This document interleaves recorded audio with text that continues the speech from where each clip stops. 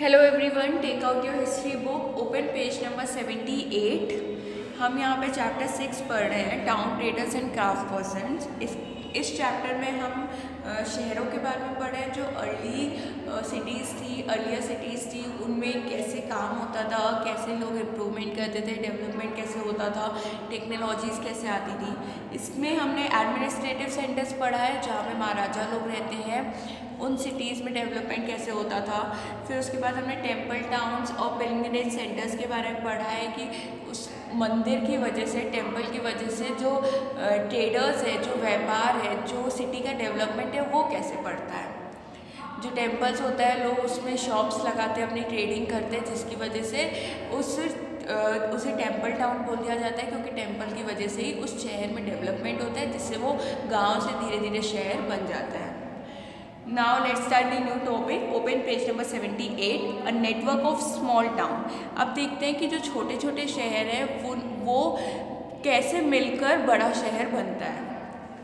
जो छोटे छोटे शहर हैं किस तरीके से वो एक दूसरे से जुड़कर एक बड़ा शहर बन जाता है।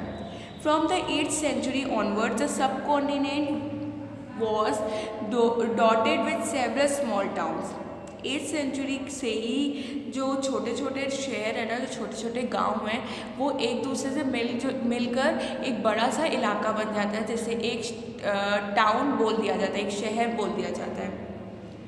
These probably emerge from the large villages. और वो जनरली कैसे होता है, लार्ज विलेज बन जाता है, एक गांव बन जाता है, छोटे छोटे गांव मिलकर एक लार्ज विलेज बन जाता है, जिसे टाउन बोल दिया जाता है। They usually had madapika or mandi of later times, to which nearly villagers bought their produce to sale. जो गांव के लोग होते हैं ना, आपने मंडी देखी होगी। शहर में मंडी होता है जो चीज़ें, जहाँ सामान बेचे जाते हैं, जो लोग जाके उस मंडी में सामान खरीदते हैं। तो जो गांव के लोग होते हैं वो वहाँ मंडी में जाकर अपने चीज़ें बेचते हैं जो उन्हें प्रोड्यूस किया होता है। जैसे आपने वेजिटेबल मार्केट सुना होगा, जिसे मंडी बोलते हैं, फ्रूट्स मार्केट सुना होगा।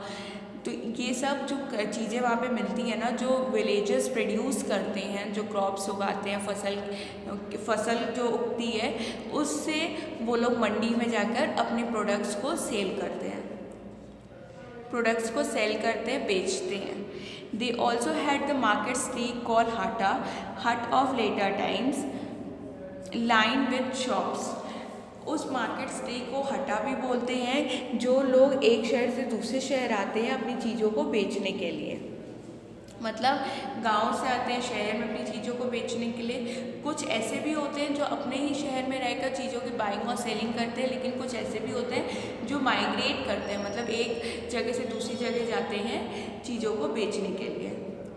Besides, there were streets for different kinds of artisans such as potters, oil posters, sugar market, toady market, smiths, stone mason, etc. कुछ ऐसे लोग होते हैं जो अपने गांव में या अपने शहर में ही रहकर चीज़ों को बेचते हैं। आपने अगर स्ट्रीट में देखा होगा, रोड्स में देखा होगा, साइड में लोग अपना ठेला लगा के खड़े हो जाते हैं, या फिर साइड में लोग रोड में साइड में बैठ जाते हैं ताकि जाते आते लोग उनको देखें और उनसे सामान खरीदें। जो लोग अपने गांव से उस चीज़ों को प्रोड्यूस करके आते हैं और यहाँ पे बेचते हैं, जैसे कि पोटर्स हो गया। पोटर्स मतलब जो मिट्टी के बर्तन होते हैं। ऑयल पेस्टर्स जो ऑयलिंग का काम करते हैं। शुगर मेकर्स जैसे कि गुड़ की चिक्की हो गई, या फिर शुगर के जो चीनी के जो प्रोडक्ट्स हो गए जो हम खा सकते हैं वो।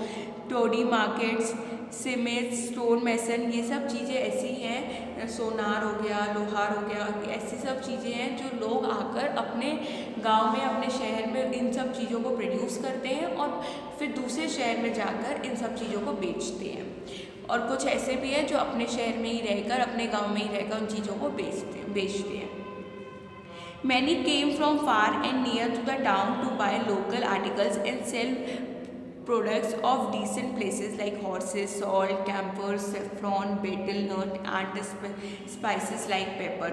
कुछ ऐसे होते हैं जो एक शहर से दूसरी शहर जाते हैं अपनी चीज़ों को बेचने के लिए, और जैसे कि आपको इस पिक्चर में दिख रहा होगा, फिगर 2 को देखो, एक ये सिटी मार्केट है। लोग माइग्रेट करते हैं, लोग एक शहर से दूसरे शहर जाते हैं बेचने, जैसे कि अपने सब्जी मंडी में देख सकते हो आप, या फिर स्ट्रीट में जो लोग बैठते हैं। और कुछ ऐसे भी होते हैं जो अपने शहर में ही रहकर अपनी चीज़ें बेचते हैं। तो जैसे कि लोग हॉर्स बेचने आते हैं, घोड़े बेचते हैं, सॉल्ट नमक बेचते हैं, कपूर बेचते हैं लोग, सैफरॉन मतलब जो केसर होता है उसको बेचते हैं, या स्पाइसेस हो गया, मसाले जो हो गए उनको बेचते हैं। तो लोग माइग्रेट करते हैं, ट्रैवल करते हैं एक शहर से दूसरे शहर अपना सामान बेचने के लिए। और कुछ ऐसे भी होते हैं जो अपने शहर में ही रहकर सामान बेचते हैं। तो इससे ही धीरे धीरे इकोनॉमी बढ़ती है और टाउन का डेवलपमेंट होता है। Usually a Samanta or the later times of zamindar built up fortified places और in the near these towns. जो ज़मींदार होते हैं जिनके पास बहुत सारी ज़मीन होती है, वो लोग क्या करते हैं, वो लोग धीरे धीरे इन प्लेसेस को डेवलप करते हैं। टाउन्स के चारों तरफ वो लोग बाउंड्रीज खड़ी करते हैं ताकि कोई भी जो उनके एनिमी हो, दुश्मन हो, वो आकर उन पर अटैक नहीं कर पाए।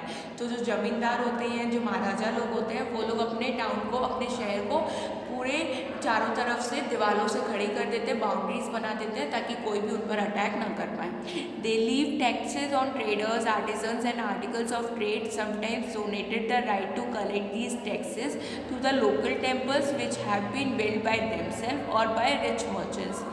फिर वो लोग को ये सब चीज़ें बनाने के लिए भी पैसा चाहिए होता है, तो वो लोग क्या करते हैं, लोगों से टैक्स कलेक्ट करते हैं। ये चीज़ मैं आपको पहले के चैप्टर्स में ही बता चुकी हूँ। इन लोग की इनकम कैसे होती है, इन लोग का मेन जो सोर्स होता है इनकम का वो होता है टैक्सेस, जो वो लोग बाहर के लोगों को, जैसे फार्मर्स हो गया, किसान लोग हो गए, ट्रेडर्स हो गया, जो व्यापार करते हैं, इन लोगों से वो लोग टैक्स कलेक्ट करते हैं और अपनी टैक्स कलेक्ट करते हैं। और ये जो टैक्स होता है ना, वो लोगों के लिए, पब्लिक के लिए ही वो लोग उनकी सुरक्षा के लिए या उनकी ज़रूरतें के लिए इस्तेमाल करते हैं, यूज़ करते हैं।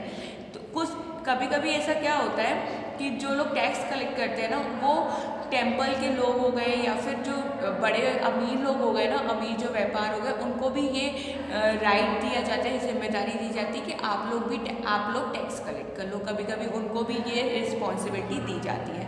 These rights were recorded in the inscription that have survive to these days. पहले के टाइम पे इंस्क्रिप्शंस लिखे जाते थे, तो इन सब के जो टैक्स के रिकॉर्ड्स होते थे ना, वो इंस्क्रिप्शन में लिखे जाते थे। Taxes on market. अब देखते हैं मार्केट में टैक्स कैसे कलेक्ट करते हैं और किन किन चीज़ों में टैक्स लगता है। The following is a summary from the 10th century inscription from Rajasthan which lists the dues that were to be collected by the temple authorities। 10th century में इंस्क्रिप्शंस में Rajasthan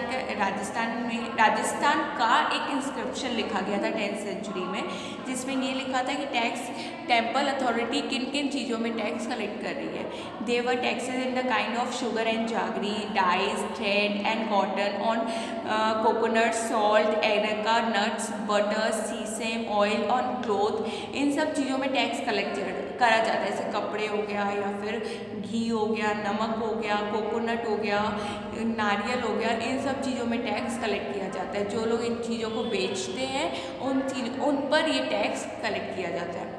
Beside these were taxes on traders, on those who sold metal goods, on distillators, on oil, on cattle folder and on loads of grain।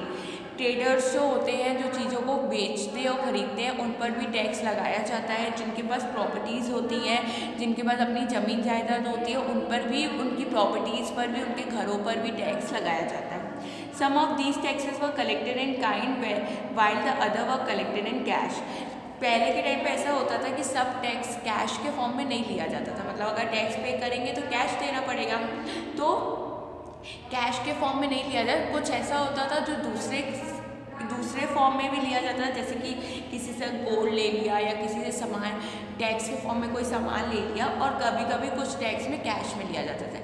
लेकिन आज के time पे जो taxes है वो cash के फॉर्म में ही दिया जाता है, मतलब जो गवर्नमेंट हम पब्लिक से, जो लोकल पीपल है जिनसे टैक्स लेती है, वो कैश में ही लेती है।